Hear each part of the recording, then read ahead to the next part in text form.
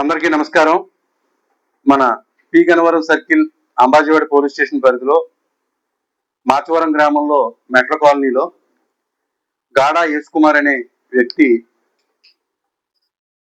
నిషేధిత బాణసంచ తయారీ కేంద్రాన్ని నడుపుతున్నట్టుగా సమాచారం రావడంతో నిన్న మా అంబాజీపేట ఎస్ఐ గారితో అలాగే క్రైమ్ సిబ్బందితో ఆకస్మికంగా దాడి చేయడం జరిగింది.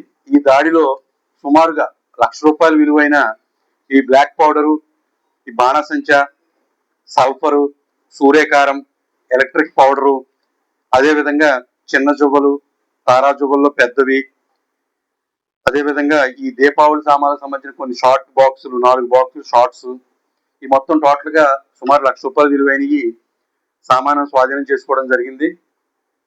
ఆల్రెడీ ఈ ఏదైతే మ్యానుఫ్యాక్చరింగ్ యూనిట్లు ఉన్నాయో అవన్నీ కూడా ప్రస్తుతం అన్ని కూడా క్లోజ్ లో ఉన్నాయి.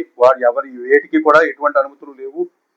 ఎవరైనా సరే నిషేధమైన ఈ తయారీ కేంద్రాన్ని ఎవరన్నా కనుక రన్ చేస్తే వాళ్ళపై కఠిన చర్యలు తీసుకుంటాము.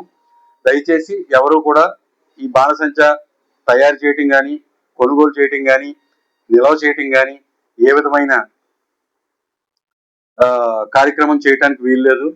దీనికి సంబంధించి ఇంకా ఏదైనా మన పి గన్నవరం సర్కిల్ పరిధిలో ఉన్న అంబాజీపేట, అయినవిల్లి, పి గన్నవరం నగరం మండలాల్లో ఇంకా ఏదైనా ఉందేమో అన్న ఉద్దేశంతో ఒక టాస్క్ ఫోర్స్ ని ఏర్పాటు చేయడం జరుగుతుంది.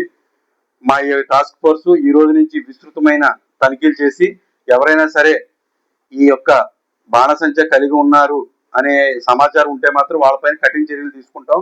అందరికీ ముఖ్య గమనిక, లాస్ట్ ఇయర్ దీపావళికి సంబంధించి టెంపరీ లైసెన్సులు పొంది ఇప్పటి వరకు బాణసంచ అమ్మిన వాళ్ళు ఎవరైనా సరే ఏదైనా మిగిలిపోయిన సామాను ఎవరైనా దాచుకుని ఉంటే మాత్రం ఇమ్మీడియట్ గా వాటిని మీ యొక్క మెగ్జిన్లకి ఏదైతే మనకి పర్మిషన్ ఉన్న మెగ్జిన్లు ఏవైతే ఉన్నాయో వాటికి తరలించండి.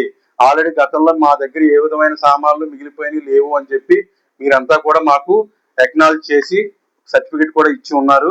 దయచేసి ఎవరి దగ్గరైనా ఉంటే మాత్రం వాటిని కిందకి దింపటం, వాటిని దొరపటం, వాటిని ఎండలో పెట్టి ఆరబెట్టడం ఇటువంటి కార్యక్రమాలు చేయడానికి వీల్లేదు. దయచేసి ఎవరో కూడా అటువంటి కలిగి ఉంటే ఇమీడియట్ గా పోలీసు వారికి తెలియపరచండి.